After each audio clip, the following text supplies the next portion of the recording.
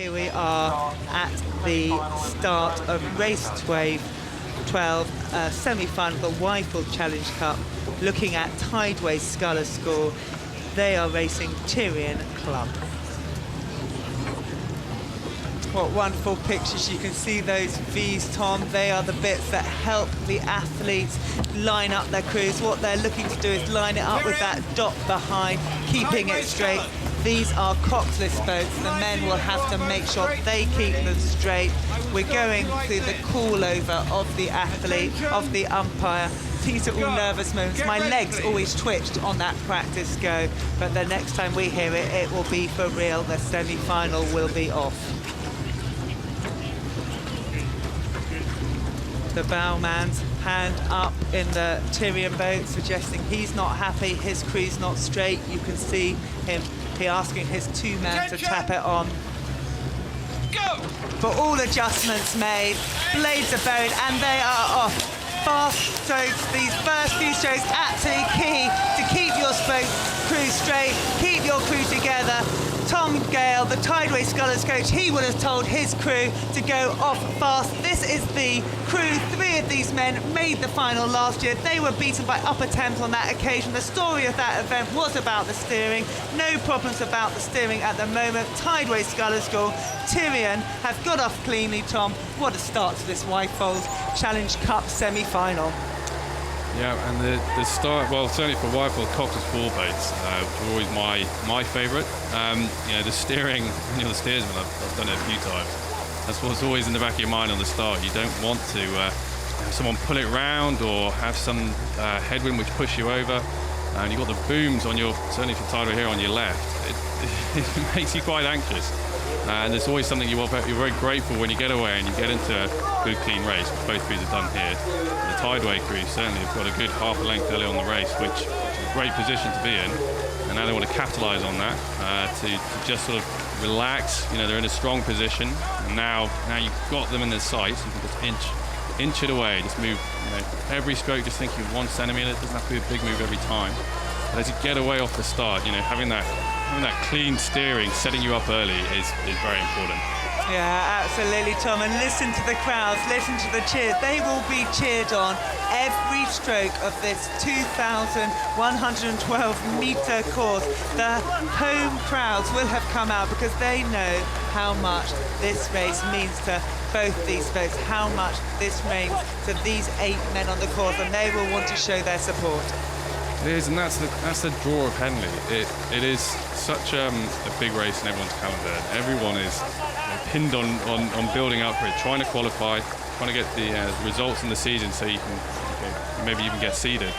Because this is what it's about. You know, it's a fantastic regatta, and these events are very high quality. You know, if you win at Henley, then it's, you know, something to be very proud of, because you know that the competition's always tough, and it's just so much fun. I mean, being out on this very traditional course, you know, there's not many opportunities you get to race down something so confined when you got those booms on your side, and you know, the crowds which are so close to you, it feels very intimate. It feels like you're in a stadium down the whole way, particularly as you get to the last 250 metres of the grandstand. And it's you know, in the rowing world, there's nothing like it.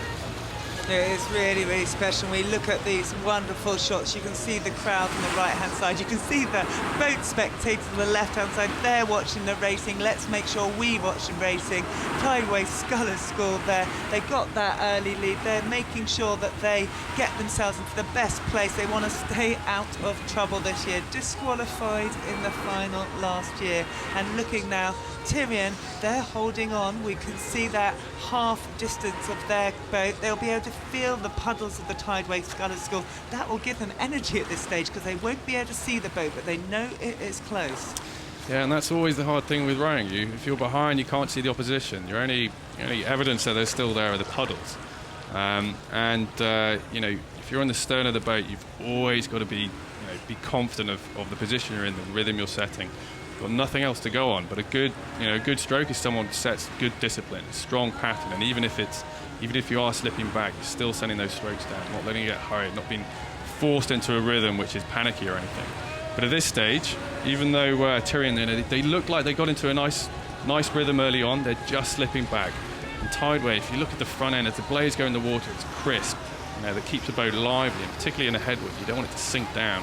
The blade goes into the water, you want to pick it up with a bit of crispness. Keep sitting tall, let the blade go in, keep it light. The headwind always wants to push you back and make it heavy. And I think that's just what we're starting to see in Tyrian. It's a little bit more sluggish, a little bit harder work. It starts to feel like you're rowing through treacle instead of it being sort of light and airy, which you're seeing Tideway do to a very good boat right here. Yeah, and I wonder if these crews have actually met each other before, because they both used the traditional route into Marlow, into Henley Royal Regatta. They've used the Metropolitan Regatta and Marlow Regatta, but at the Met, while Tyrian was in the elite coxswain force, we see that Tideway was in the senior coxswain force, so they wouldn't have raced. They then both went to Marlow Regatta, and we see Tyrian on this occasion winning the senior coxswain force, and Tideway, they decided to try their luck in the elite coxswain force, coming out third on that day. So I wonder if they've actually lined up side by side in the preparation. It can be mixed. I think certainly if you've been around on the circuit and you've raced a couple of the other regattas, it is a big benefit, because when you go into a race like this side by side, a lot of the opposition are an unknown, and that uncertainty just makes your job that bit more harder.